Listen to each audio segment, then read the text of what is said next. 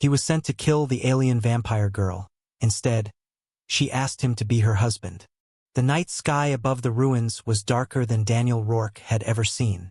Even the stars seemed muted, as if the heavens themselves did not want to shine on this place. The ruins stretched before him like the bones of a dead god, half buried in dust and shadow. Fire-blackened walls rose up in jagged pieces, leaning at strange angles, as if frozen in the moment of collapse. Shattered statues, carved in the likeness of beings with long faces and sharp wings, lay broken across the ground. He stepped carefully over one cracked stone head, its empty eyes staring at him from the dirt. Daniel adjusted the weight of his rifle and moved deeper. His orders had been clear. Find the last of the alien vampires and end her life. This was not a mission of mercy. It was not even a mission of strategy. It was extermination. Humanity had fought too hard, bled too much, to leave a creature like her alive. Every soldier had heard stories about the vampires, creatures that drank life, leaving whole villages pale corpses. Their strength had broken entire battalions. Their claws had torn through armor. Their beauty had lured men and women to death without a sound. Daniel had read the reports. He had seen the photographs. He had even stood over the bodies of comrades who had been drained dry, their faces twisted in terror. So he had expected this mission to feel simple. Go in, kill the monster, and leave. But nothing about the ruins felt simple. Every step echoed too loudly. The air carried the heavy stench of smoke and stone dust, mixed with something sour and metallic. The broken walls closed around him like jagged teeth, and bones, human and alien alike, lay scattered in the dust. Some were old, bleached by years. Others were newer, flesh still clinging to them. Daniel stopped at the mouth of what had once been a great hall. The roof had collapsed, leaving the interior half exposed to the night sky. Moonlight spilled down onto cracked stone floors, lighting up the shapes of broken pillars and torn banners that fluttered faintly in the wind. And there, lying near the base of a shattered throne, was the figure he had come to kill. She was not what he had expected. Daniel froze, his rifle raised, finger steady on the trigger. The figure was female, her body curled weakly on the stone floor. Her skin was pale, so pale it seemed to glow in the moonlight, and her hair spread across the ground like spilled silver. She was dressed in tattered remnants of what might once have been regal robes, but now they clung to her like rags. Her fangs glistened faintly when her lips parted, but her hands were empty. She did not rise. She did not leap at him. She did not hiss or scream or attack. Instead, she whispered, her voice breaking like dry leaves. "I will not kill again." The sound of it startled him more than a scream would have. Her words were soft, fragile, and filled with something he did not expect. Not malice, not hunger, but exhaustion. Daniel's finger tightened on the trigger. This was the moment. He had her. She was weak, helpless. One pull and the mission was over. But his instincts, honed by years of war, hesitated. Everything about the scene was wrong. This was supposed to be a monster. But the figure before him looked less like a predator and more like prey. Her chest rose and fell slowly, each breath strained. Her arms trembled faintly, as if even the act of lifting her head to look at him would be too much. Her eyes, when they finally met his, were not the glowing pits of fire he had imagined. They were soft, gray, and filled with sorrow. "I will not kill again," she whispered once more, her voice fading as her head dropped back against the stone floor. Daniel felt something shift inside him. For the first time in a long while, he was unsure. He had come expecting a beast. Instead, he found a dying girl who spoke like she had already given up her life. He lowered the rifle just slightly, though his mind screamed at him to raise it again. Duty told him to end it. Instinct told him to wait. And for the first time in his life, Daniel Rourke listened to instinct. Daniel held his breath as the silence stretched through the ruined hall. His rifle was still in his hands, but the weight of it felt different now.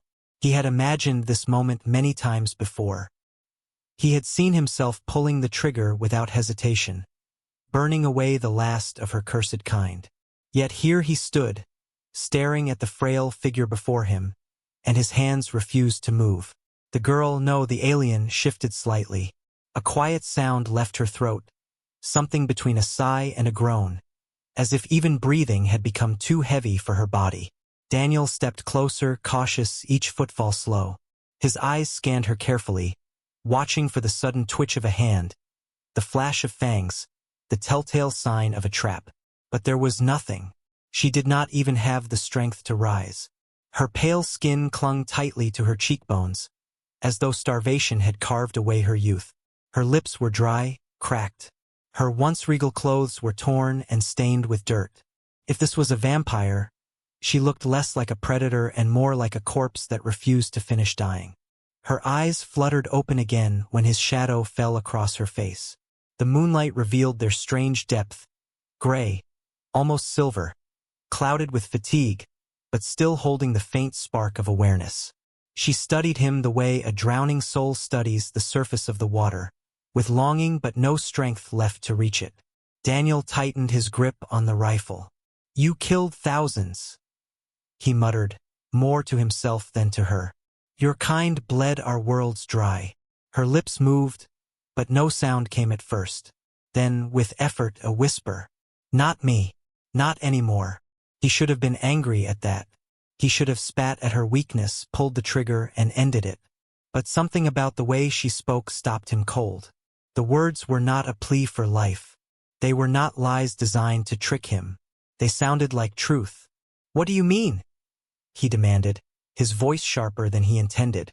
Her gaze lowered, drifting toward her own hands. They trembled faintly on the cold stone floor. "I swore. I will not take life again, even if it means my own death." Daniel felt the muscles in his jaw tighten. He had heard many things in war, cries of rage, screams of pain, whispers of begging. But he had never heard a predator speak of starving by choice. It unsettled him in a way he could not name. He crouched slightly, keeping the rifle steady, but lowering himself closer to her level. Her scent reached him, strangely clean, like cold rain on stone, though faint under the stronger smell of dust and decay. He wondered if the stories of their glamour, their unnatural beauty, were true. If so, then what lay before him was the faded shadow of that legend. "Why?" he asked. His voice was quieter now. Her eyelids flickered as she forced them open again, as though she wanted him to see her eyes when she answered. "Because I remember their faces," she whispered. "The ones I drained, their voices, still in me. I cannot do it again." The air between them grew heavier. Daniel's heartbeat thudded louder in his chest.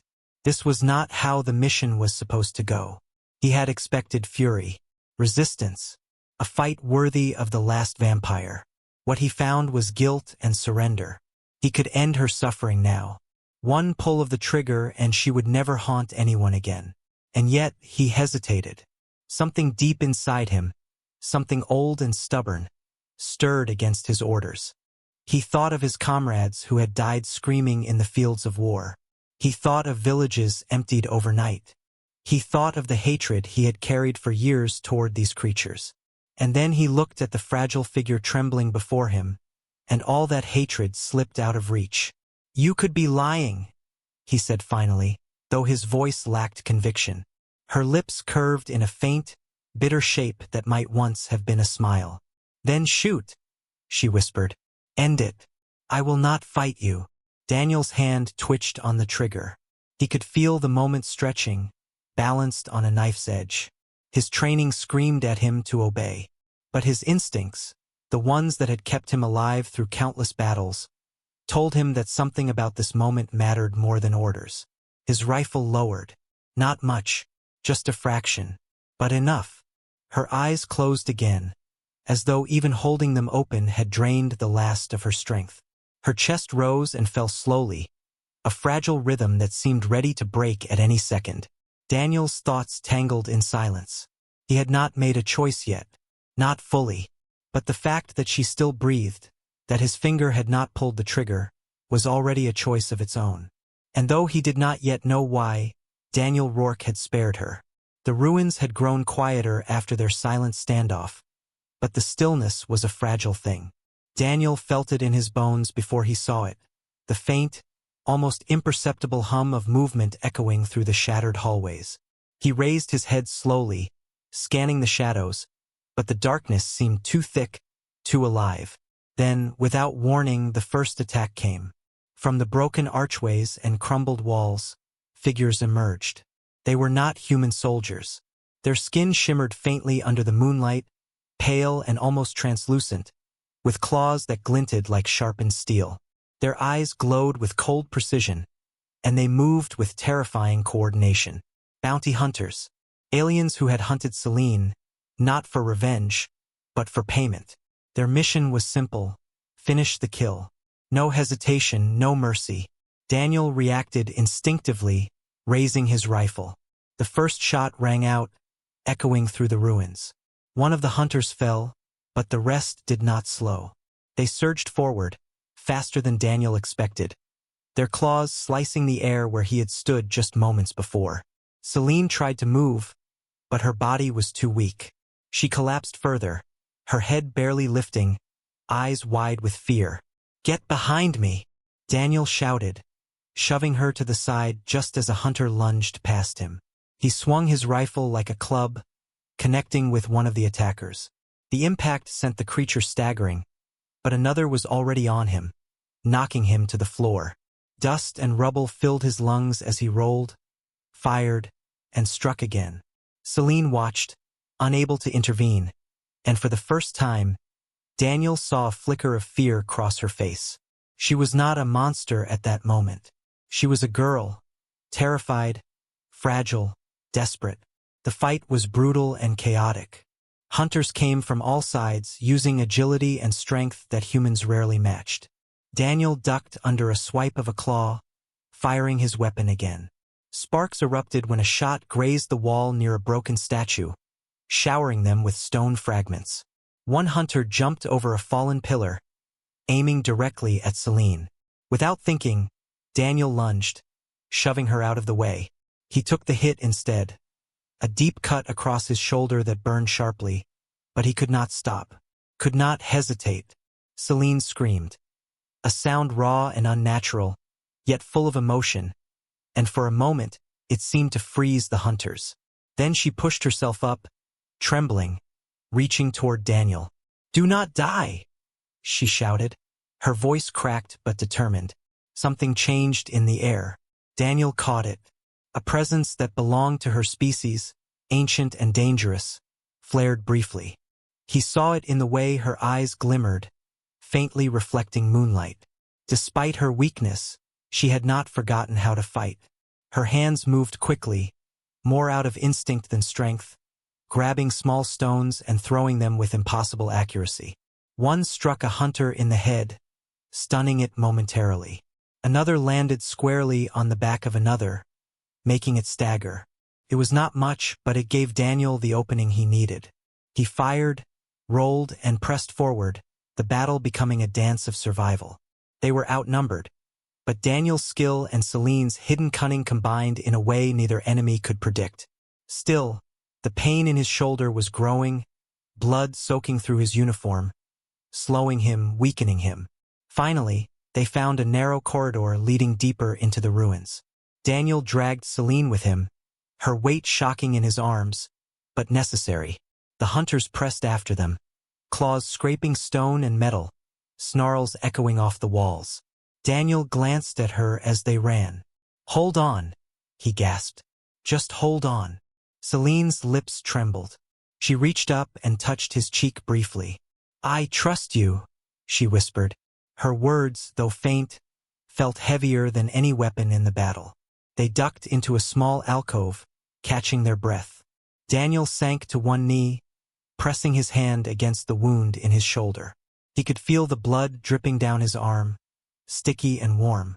Celine knelt beside him, her eyes wide with concern. "I can help," she said softly. "If you let me." Daniel shook his head. "I am human. I can handle it." Her hand brushed his arm again, closer this time. Her voice was quiet but firm. "I said I will not kill again, but I will save you." Daniel looked at her, really looked, and for the first time understood that the girl he had come to execute was not a monster at all. She had refused to take life even when it meant starving. Now she was offering him life, even though it could change everything between them. The hunters were regrouping outside the alcove. The sounds of their steps, their low snarls, reminded Daniel that time was running out. He had to make a choice. Fight alone, bleed out, and risk both of their deaths, or trust her. He exhaled sharply and met her gaze. "Do it," he said, voice steady despite the pain. "Save me." Celine hesitated just a moment. Then, with careful precision, she moved closer, her lips near his shoulder. The sharp edge of her fangs grazed his skin, and he felt the warmth of her blood entering his veins. It was not violent. It was deliberate, controlled, and intimate. Pain and warmth collided in a strange way, and for a moment Daniel felt dizzy, as if the world had tilted. The connection was electric. Not just physical, but emotional. A bond forged in trust, desperation, and something unspoken. Daniel could not explain it, but he felt it deep in his chest. He had spared her, and now she had spared him. By the time the hunters returned to the alcove, Daniel's wounds were closing, his strength returning. Together they stood, side by side. Celine's eyes met his, and neither needed words to understand that a shift had occurred. From this point on, nothing would be the same, and the ruins, dark and jagged as they were, now held a strange sense of alliance. Two unlikely allies, bound by survival and the first spark of trust, were ready to face whatever came next. The forest outside the ruins was quiet in a way the battlefield never would be. The moonlight filtered through the alien trees, painting the ground in pale silver shadows. Daniel moved carefully, every step measured, his rifle slung loosely across his shoulder. His shoulder was bandaged with whatever he could find, and though the pain still throbbed, it was nothing like before. Celine walked beside him, her movements slow but deliberate.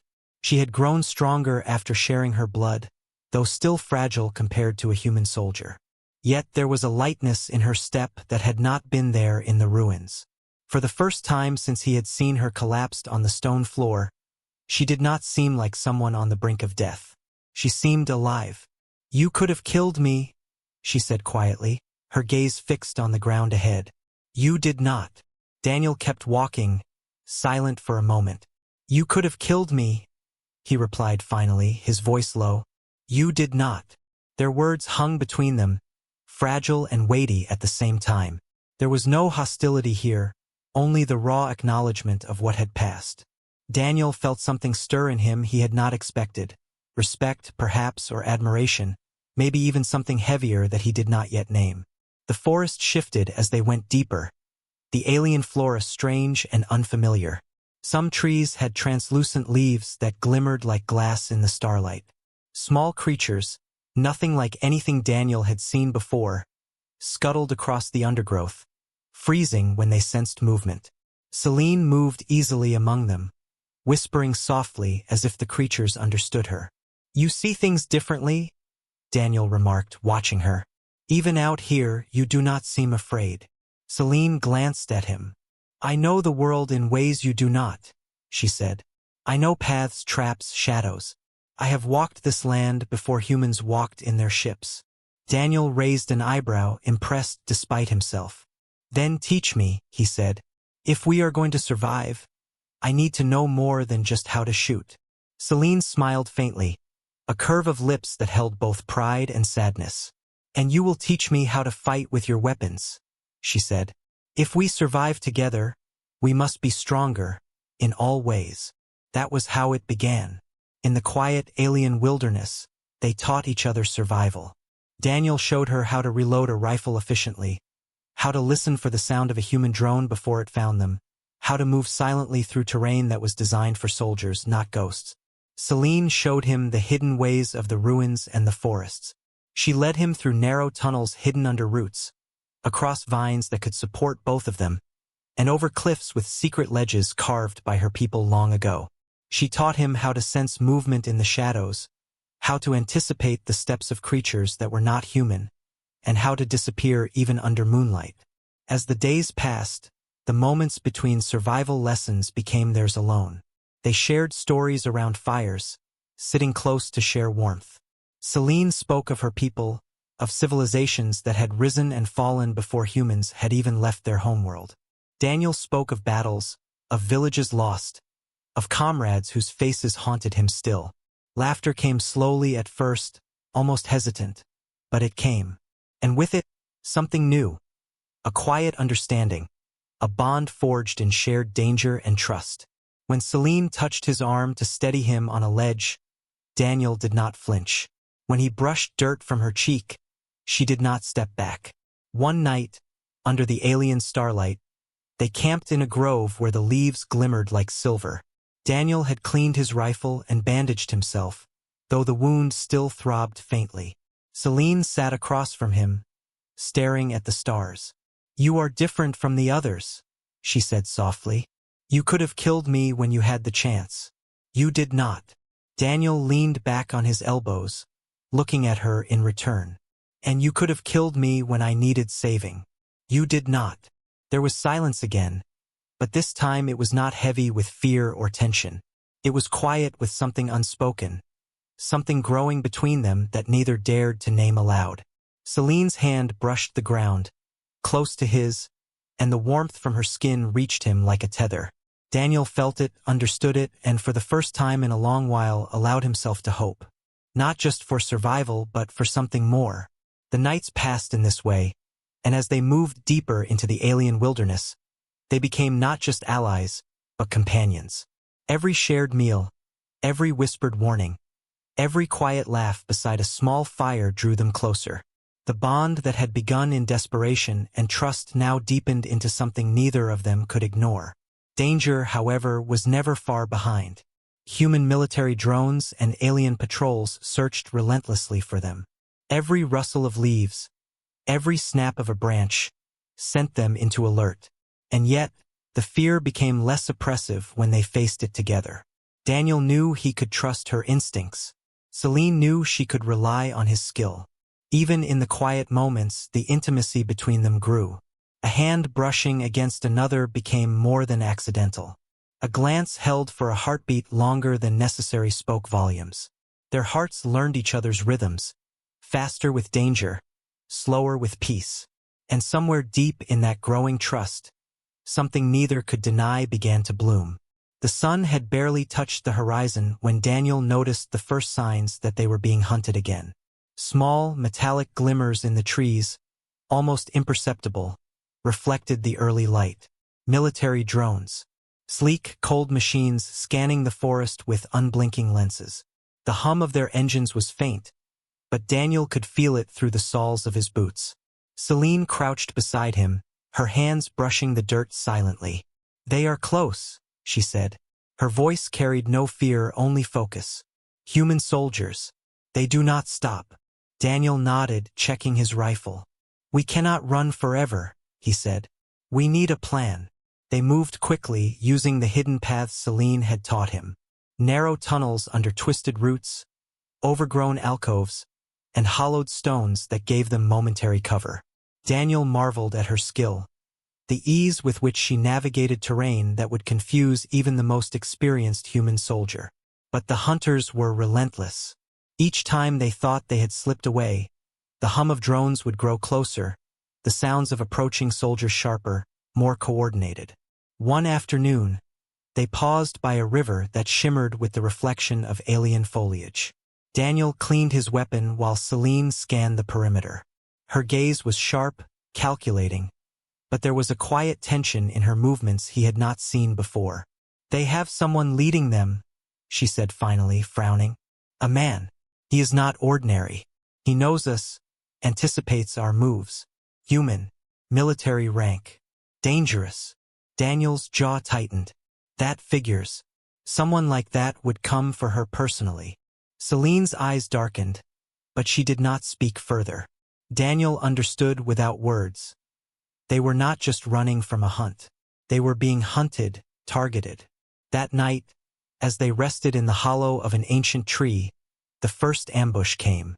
Soldiers moved in silently, but their movements betrayed them under moonlight. Daniel reacted instantly, firing his weapon. Bullets tore through the undergrowth, and Celine leaped into action, using her speed to strike from shadows, sending one soldier sprawling into the dirt. They fought side by side, a deadly rhythm forming between them. Daniel's military training combined with Celine's otherworldly agility made them nearly unstoppable in the tight confines of the forest. But their enemies were skilled, well-armed, and prepared. One soldier broke through the undergrowth and lunged at Daniel. He barely had time to sidestep before the man's blade cut the air where his chest had been. Celine reacted immediately, her hand slashing across the attacker's face, knocking him back. Her fangs gleamed briefly in the moonlight, a reminder of her other nature, though she did not bite. Daniel breathed heavily, scanning the forest. "We cannot keep this up," he said, his voice low. "We need somewhere to hide, somewhere they cannot find us." Celine nodded, moving to lead him. "There is a place," she said, her voice steady. "Old tunnels beneath the cliffs. My people built them. They do not know them. If we can reach them, we can fight on our terms." The journey was tense. Every shadow seemed to move. Every rustle of leaves made their hearts jump. Yet, in the fear, they trusted each other completely.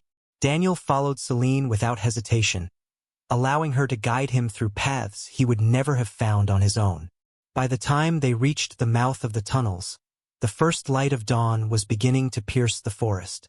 Daniel paused, catching his breath, and looked at Celine. "We make it through this, we have to be ready," he said. "They will not stop until one of us is dead." Celine's eyes softened briefly. "Then we fight together," she said. "Not just to survive, but to protect each other." At that moment, the forest seemed to hold its breath. The hunt was no longer random. It had become personal. The shadow of one man, General Kincaid, loomed over them, a strategist who would not rest until Celine was destroyed. Every drone, every soldier, every trap now carried his mark. Daniel's fingers tightened around his rifle, his mind calculating, planning. They had survived the ambush, but the real danger was just beginning. The wilderness could hide them, but it could not protect them forever. Celine stepped closer, brushing a strand of silver hair from her face. "We must prepare," she said quietly. "For him, for them, for ourselves." Daniel looked at her, and for the first time, he realized the depth of what they had become to each other. Trust had grown into reliance. Survival had grown into something more. He did not yet know the word for it, but he knew it would guide them through the battles ahead. Together, they entered the tunnels. The air grew cooler, the darkness thick, but the sense of control returned. Here, Celine's knowledge of the paths gave them an advantage. Here, they could finally plan, train, and prepare for the inevitable clash with Kincaid and his forces.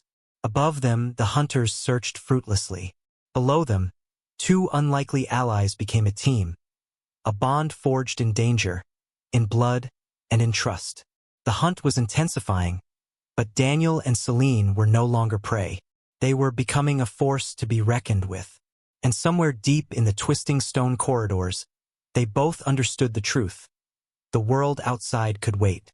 For now, they would survive together, and nothing could break what had started in the ruins. The tunnels were cool and quiet, a stark contrast to the chaos outside. Dust lay thick on the stone floors, and faint carvings along the walls hinted at ages long past. Celine led Daniel deeper into the labyrinth, her movements confident, precise. Every corner, every turn, every hidden alcove was familiar to her, and he followed without question, trusting her instincts completely. "This place is a fortress if we know how to use it," she said softly, her fingers tracing the grooves in the stone.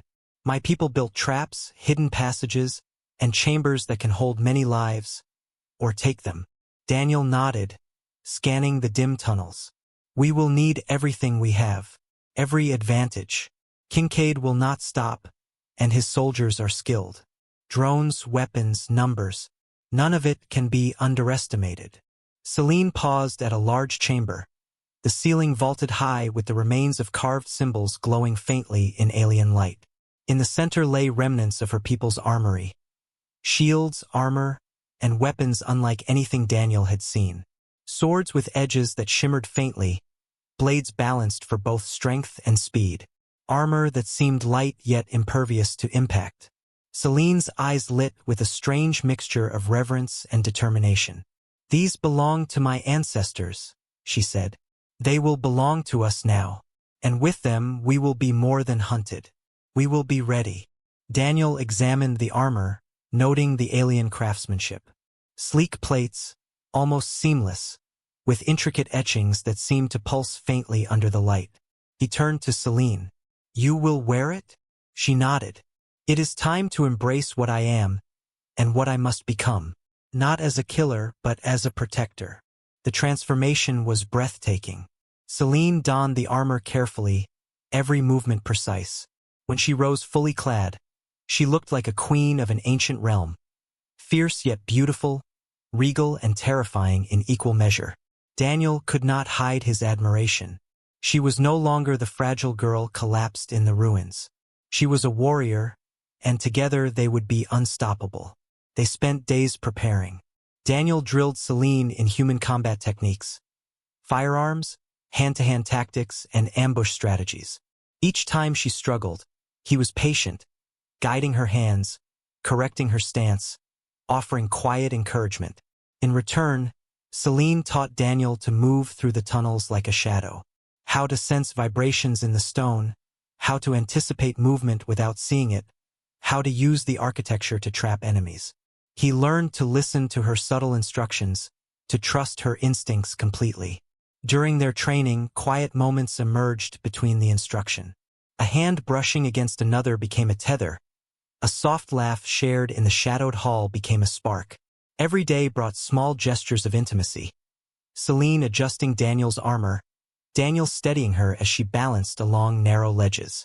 Trust had grown into reliance, and reliance into something neither dared to name aloud, yet both could feel. One evening, they rested at the edge of a chamber, the glow of alien symbols casting pale light on their faces. Daniel cleaned his weapon while Celine inspected her sword, running her fingers along the edge. "You have changed since the ruins," Daniel said quietly. "Not just in skill, but in purpose." Celine looked up, her eyes meeting his. "So have you," she replied. "You trusted me when you could have killed me. That means more than any weapon." The words hung between them, delicate and powerful.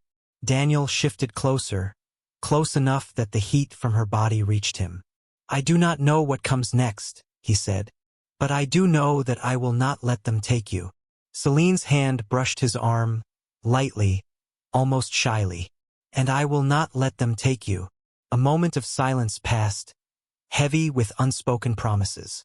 Outside the tunnels, the world hunted them, but inside this ancient chamber, they were preparing, not just for battle, but for the first time, for a future together. They mapped the tunnels carefully, setting traps where enemy soldiers could be funneled, marking choke points and hidden exits. Daniel's strategy, combined with Celine's intimate knowledge of the ruins, created a plan that would give them the advantage against any army. Yet even in preparation, the emotional stakes were high.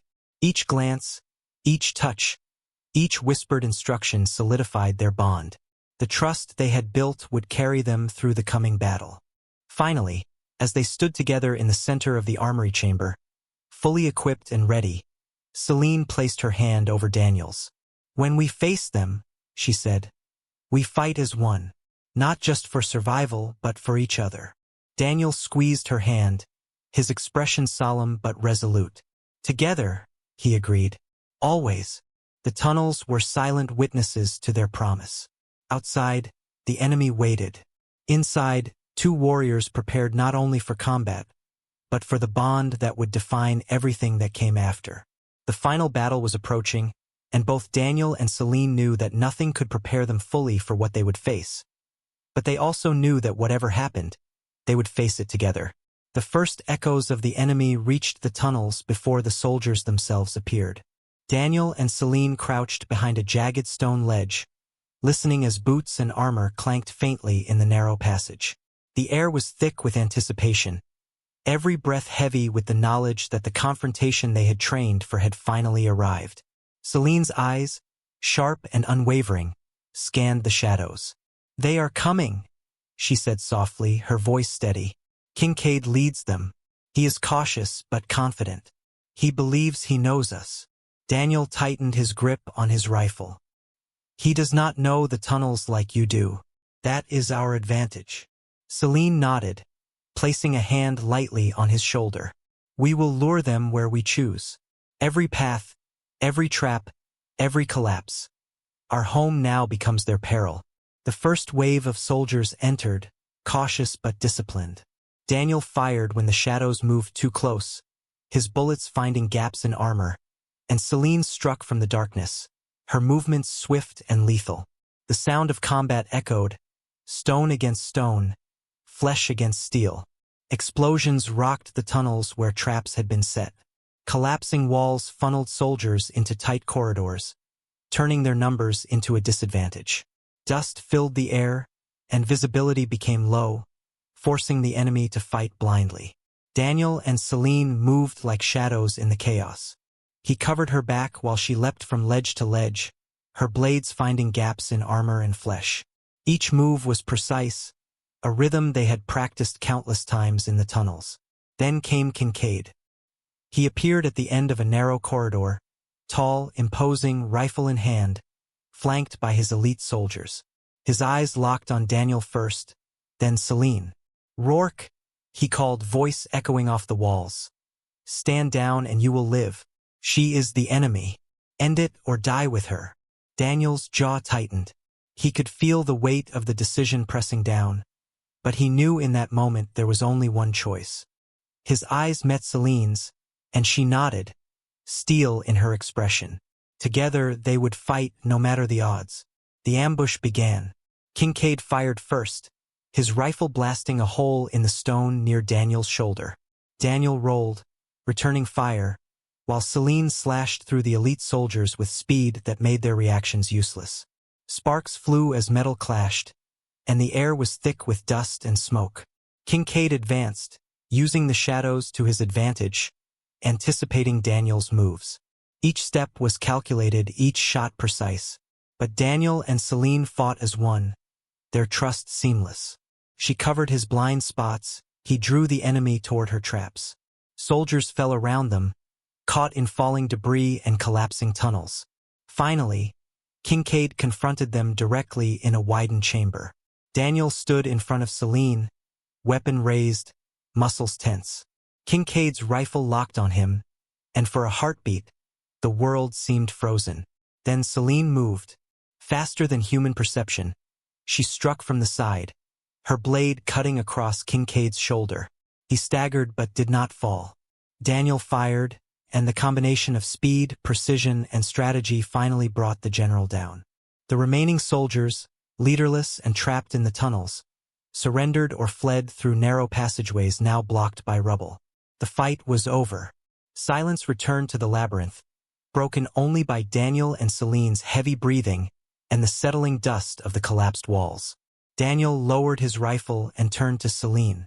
She was standing tall, her armor scratched and dusted, hair tangled but eyes bright. She met his gaze, a faint smile on her lips. "You saved me," she said quietly. "No," Daniel replied, shaking his head, his voice low and full of emotion. "You saved me too. And together we saved each other." For the first time since the ruins, the two of them allowed themselves to breathe freely. The weight of fear and danger lifted slightly, replaced by the warmth of mutual trust and understanding. The bond forged in battle, in shared danger, in trust and blood, had become unbreakable. Celine stepped closer, reaching for his hand. Daniel took it, squeezing gently. The tunnels, once a place of death and fear, now felt like a sanctuary, a place where two souls who had been hunted could finally stand together. Above them, the first light of dawn touched the tops of the ruins. It filtered down into the tunnels, illuminating the dust and stone with a gentle glow. Celine turned her face toward it, her expression softening. "Thank you," she whispered. "Not just for saving my life, but for giving me a reason to keep living." Daniel's heart swelled, and he took a step closer, brushing a strand of her silver hair from her face. "I will stay by your side," he said, voice steady and certain. "No longer as your executioner, but as your protector and your partner." Celine's eyes glimmered, and she pressed her hand against his chest. "Then we walk forward together," she said, "into whatever comes next." Outside, the world continued, war and danger still waiting beyond the tunnels. But inside, in the quiet glow of alien starlight and collapsing dust, two lives had intertwined. Two hearts had found each other in the chaos. And for the first time, Daniel and Celine allowed themselves to hope. They stepped out of the tunnels, side by side, warriors, survivors, and now something more. Partners ready to face the universe together, no matter the storms ahead. The tunnels were quiet now. Dust hung in the air, settling slowly over the rubble and fallen soldiers. The glow of dawn filtered through cracks in the stone, casting long, soft shadows along the walls. Daniel and Celine stood together, their bodies weary, their armor scratched and bloodied, but their spirits intact. Celine looked at him, her eyes reflecting both relief and something deeper, something Daniel had felt growing since the ruins. "We survived," she whispered, her voice soft but firm. "I thought I might not." Daniel shook his head, a small, tired smile crossing his face. "We survived together. That is what matters. I promised you I would protect you, and I will keep that promise. Always." For a moment, they simply stood there, breathing in the quiet, letting the adrenaline drain from their bodies. The world outside was still chaotic. Humans and aliens alike would continue to fight, and the universe did not stop for anyone. Yet in this moment there was peace. Celine stepped closer, her hand brushing against his chest. The warmth of her touch felt like a tether to something real, something lasting beyond the battles, the blood, the fear. Daniel responded instinctively, his hand covering hers. He had spent so long in war, carrying duty like a weight, and now he realized that he did not have to carry it alone. "You gave me a reason to keep living," Celine said quietly, her voice trembling just slightly. "Not just to survive, but to feel, to hope." Daniel's heart ached with something he could not put into words. He had come to kill her once, expecting a monster, expecting death. Instead, he had found life. Fragile, beautiful, and stubbornly alive. And in that life, he found something he never thought he could: love. "I will stay by your side," he said, meeting her gaze fully. "Not as your executioner, not as someone who doubts you, but as your partner, your equal, your companion." Celine's lips curved into a faint, genuine smile. She lifted her hand to his face, brushing away a strand of hair and letting her fingers linger. "Then let us walk forward," she said. Together, they stepped out of the tunnels into the alien wilderness, the first light of dawn spilling over the forest and ruins. The air smelled of earth, stone, and faint remnants of war, but also of hope. Birds, or creatures like birds, sang softly in the distance. The world continued, dangerous and uncertain, but for the first time, Daniel and Celine did not face it alone. As they walked side by side, their hands brushing lightly, they shared a silent understanding. Every hardship, every battle, every moment of fear had led them here. The bond they had formed in the ruins, strengthened in the forest, tested in battle, had become unbreakable. And somewhere deep in the alien starlight, Daniel felt a quiet certainty. Life could be cruel. War could be endless. But with Celine, he had something worth protecting, worth fighting for, worth living for. Celine glanced at him, eyes soft and bright. "What comes next?" she asked. Daniel smiled, a genuine, tired, hopeful smile. "We live," he said simply. "We survive, and we keep walking forward." Together, they moved into the rising sun, two figures against the vast alien wilderness. The first human and the last alien vampire, no longer hunter and hunted, but partners, survivors, and lovers. The universe was wide, uncertain, and dangerous, but they would face it side by side, their bond stronger than any fear, any enemy, any shadow. And for the first time, Daniel and Celine truly believed that they could build something lasting, something beyond the war, something beyond the ruins. The stars above began to fade with the dawn, but their light lingered in the hearts of the two who had survived, who had trusted, and who had found each other. Together, they stepped forward, ready for whatever the universe would bring next.